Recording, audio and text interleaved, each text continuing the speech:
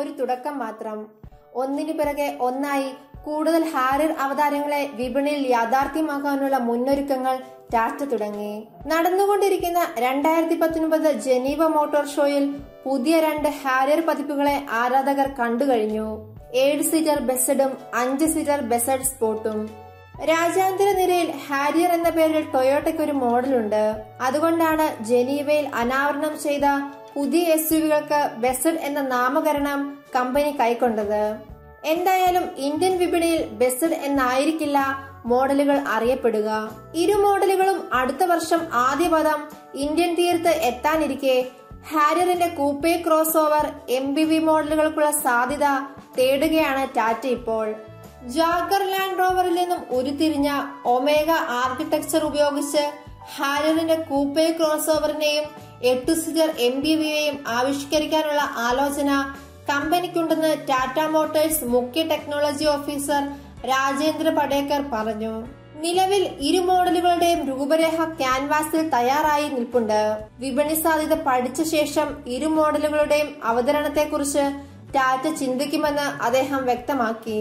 Modular അടിത്തറയായതുകൊണ്ട് 4.3 മീറ്ററിനും 4.8 മീറ്ററിനും ഇടയിൽ നീളമുള്ള ഏതുതരം ബോഡി ഘടനകളും ഒമേഗ ആർക്കിടെക്ചറിൽ സാധ്യമാണ്. അതായത് ഒരു പൂർണ്ണ സെഡാനെ ആവിഷ്കരിക്കാൻ പോലും ഒമേഗ ആർക്കിടെക്ചറിൽ കമ്പനിക്ക് കഴിയും. പക്ഷേ നിലവിൽ MPV നിരയിൽ വരവറിയിക്കാനാണ് ടാറ്റയ്ക്ക് താല്പര്യം. Mahindra Marazzo, Toyota Innova Crysta, Maruti Suzuki Ertiga എന്നിവർ മാത്രമേ MPV നിരയിൽ ഇപ്പോഴുള്ളൂ. സാധ്യത മുതലെടുക്കാൻ ടാറ്റ ആഗ്രഹിക്കുന്നു. നേരത്തെ പ്രീമിയം MPV നിരയിൽ ആര്യ മോഡലിനെ ഇന്ത്യൻ നിർമ്മാതാക്കൾ കൊണ്ടുവന്നിരുന്നെങ്കിലും ഉദ്ദേശിച്ച ഫലമുണ്ടായില്ല. ഇത്തവണ ചിത്രം മാറുമെന്ന ദൃഢവിശ്വാസം ടാറ്റയ്ക്കുണ്ട്. ഒമേഗ ആർക്കിടെക്ചറിന്റെ കൂട്ടുപിടിച്ച് വീണ്ടും ഒരിക്കൽ കൂടി MPV ലോകത്ത് ചുവടുറപ്പിക്കാനുള്ള ഒരുക്കത്തിലാണ് കമ്പനി. ഹാരിയർ ബെസഡ് SUVകൾ പോലെ ഇമ്പാക്ട് 2 ഡിസൈൻ ഭാഷ്യമായിരിക്കും പുതിയ 8 സീറ്റർ MPVക്കും ടാറ്റ നിശ്ചയിക്കുക. ഹാരിയറിലെ 2 ലിറ്റർ ക്രയോട്ടയ്ക്ക് ഡീസൽ എഞ്ചിൻ MPVയിൽ പ്രതീക്ഷിക്കാം. 6 speed manual, 6 speed automatic gearbox ഓപ്ഷനുകൾ മോഡലിൽ ഒരുങ്ങും.